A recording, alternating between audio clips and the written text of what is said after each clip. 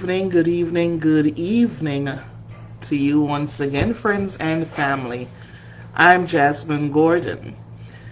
Okay, as I always say, wherever you are watching from, it may be morning. And if so, good morning. If it's evening time, good evening.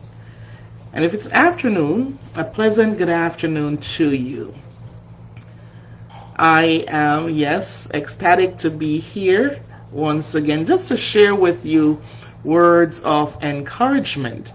And tonight I would like to ask, what is the P word that propels you? We're talking about the P word that propels. What P word propels you? All right, so we'll wait for a few people to come in. Okay, good evening, good evening. So we're going to talk about Joseph on tonight, and many of us can identify with Joseph's situation. So I'm asking the question tonight, what P word, the P word that propels? The P word that propels. All right, what is your P word? What P word propels you? Propels meaning to push you into, to push you forward, so you can get things done. So what is the P word that propels you? I will be speaking about a particular P word tonight that propels. All right, so I hope nobody's mind went into the gutter. But what P word propels you? Good evening. Are you passing by or you're stopping by? All right, let me see. Let me see you so I can say hi to you. Enter the chat room. I'll just wait a little while for a few more people to come in. I think this will be an interesting one tonight to find out what P word propels you. What P word? The P word that propels. Yes. Can you think of a P word that propels you? The P word that propels. All right. So, the P word I'm referring to this evening is problem. Right? The P word, and please excuse the noise in the background. All right.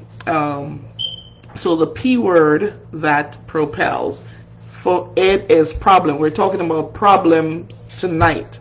That's the P word that propels. Okay, not every problem is a problem. What are you saying, Jasmine? I'm saying that not every problem is a problem.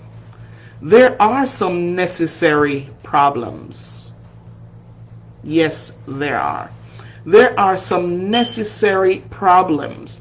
A few months ago, the country went under a lockdown just before the pandemic, and many people were resourceful.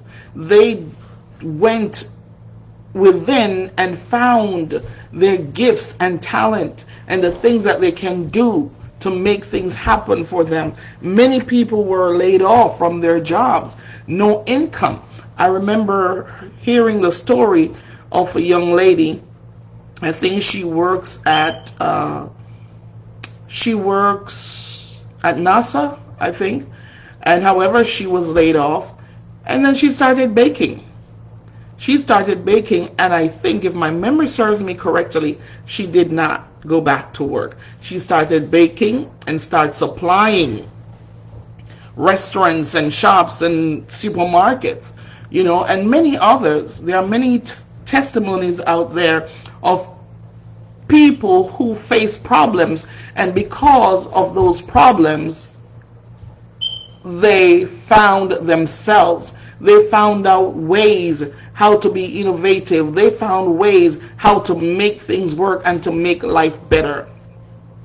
So I stopped by this evening to tell someone that the problem that you're facing, it may not be a problem. It may just be that thing to propel you to your next level. It may be that thing that will propel you into your destiny. It may be that thing that will propel you to find your potential and walk in your purpose. Not every problem is a problem. You may have heard the story about Joseph. Let me read a part of it here. And Joseph dreamed a dream, and he told his brethren, and they hated him yet the more. And he said, that's Genesis chapter 37, I'm starting from verse 5. And verse 6, and he said unto them, Hear, I pray you, this dream which I have dreamed. For, behold, we were binding sheaves in the field, and lo, my sheaf arose, and also stood upright, and behold, your sheaves stood round about, and made obeisance to my sheaf. And his brethren said to him, Shalt thou indeed reign over us? Or shalt thou indeed have dominion over us? And they hated him yet the more for his dreams and for his words. And he dreamed yet another dream, and told it to his brethren, and said, Behold, I have dreamed a dream more, and behold, the sun and the moon and the 11 stars made obeisance to me. And he told it to his father, and his brethren and his father rebuked him, and said unto him, What is this dream that thou hast dreamed? Shall I and thy mother and thy brethren indeed come to bow down ourselves to thee on the earth? And his brethren envied him, but his father observed the saying. And this brethren went to feed their father's flock in Shechem. And Israel said unto Joseph, Do not thy brethren feed the flock in Shechem? Come, and I will send thee unto them. And he said unto him, Here I am. And he said unto him, Go, I pray thee, see whether it be well with thy brethren, and well with thy flocks, and bring me word again. So he sent him out of the vale of Hebron, and he came to Shechem. And a certain man found him, and behold, he was wandering in the field. And the man asked him, saying, What seekest thou? And he said, I seek my brethren. Tell me, I pray thee, where they feed their flocks. And the man said, They are departed hence, for I heard them say, Let us go to Dothan. And Joseph went after his brethren, and found them in Dothan. And when they saw him afar off, even before he came near unto them, they conspired against him to slay him. That's Genesis 37 and verse 18, and I will read that again. And when they saw Joseph afar off, even before he came near unto them, they conspired against him to slay him. And they said one to another, Behold, the dreamer cometh. Come now, therefore, and let us slay him, and cast him into some pit, and we will say, Some evil beast hath devoured him, and we shall see we will see what will become of his dreams. Oh my God.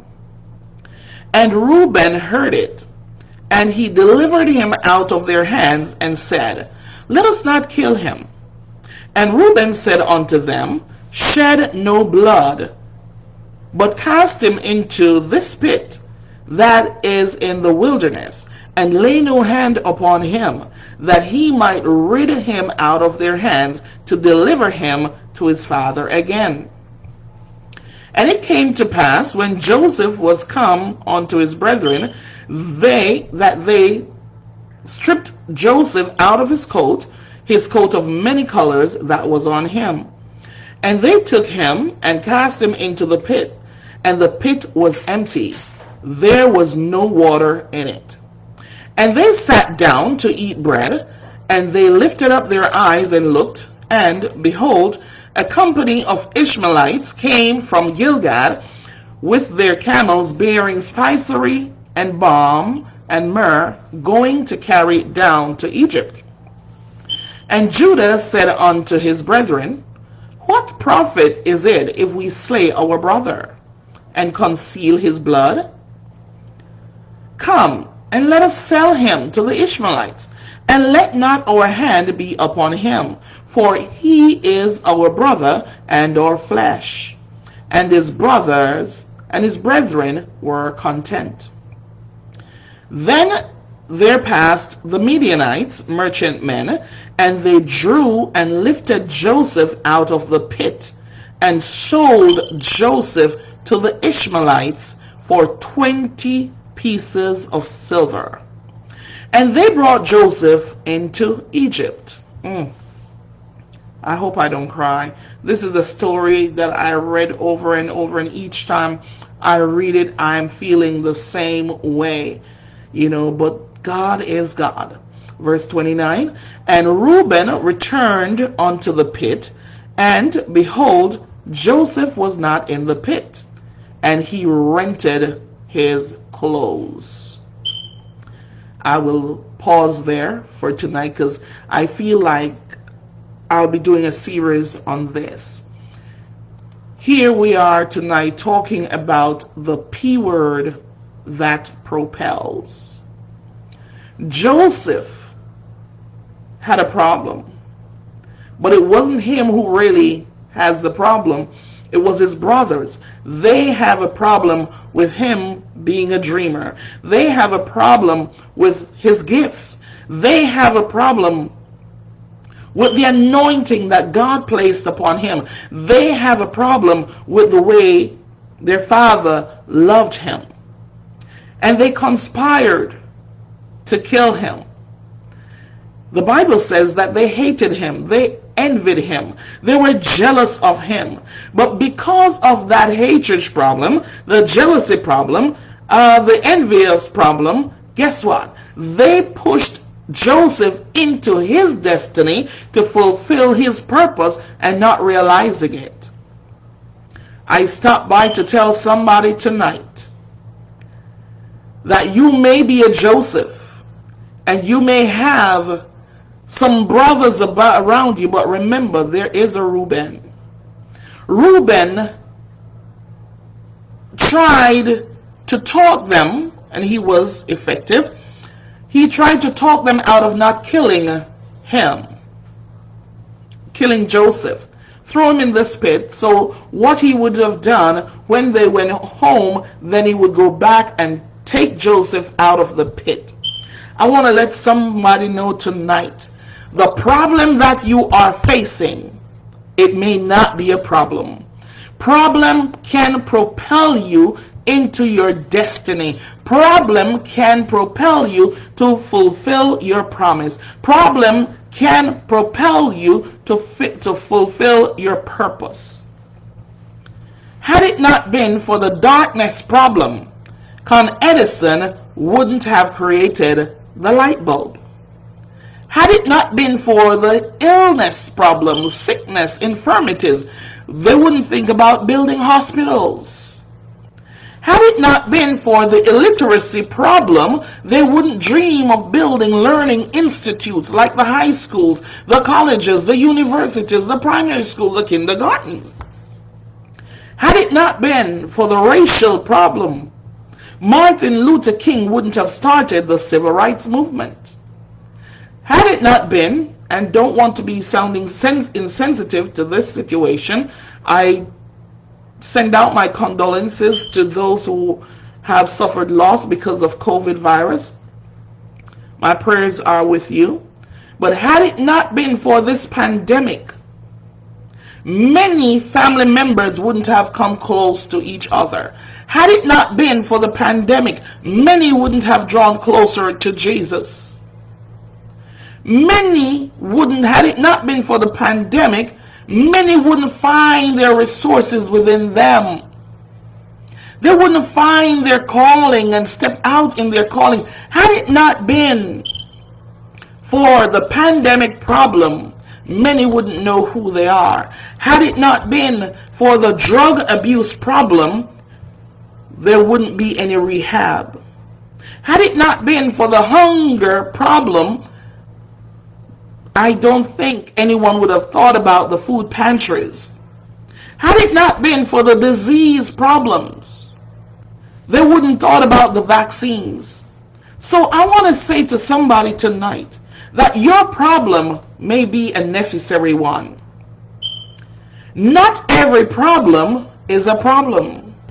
Some problems are necessary because some problems will propel you once again into your destiny. Some problem will make you find your resources within you. Some problems will make you move out of your comfort zone. Somebody help me here. Some problems will make you move out of your comfort zone and fly like an eagle. Some problems are necessary. So the next time you are faced with a problem and you're finding ways how to solve it, don't run out of it. Had it not been for the problems that Joseph's brothers had, then Joseph wouldn't have walked into his destiny. He wouldn't have become governor and now ruling over the food system. And another night I will be talking about that. So let me not get too deep into that story with Joseph. I would like to do a series on that story. So my sisters, my brothers, what problem are you facing? Is it a problem to drown you, or is it a problem that you can float on? What problem are you faced with? What is the P word that propels you? Once again, not every problem is a problem. There are necessary problems.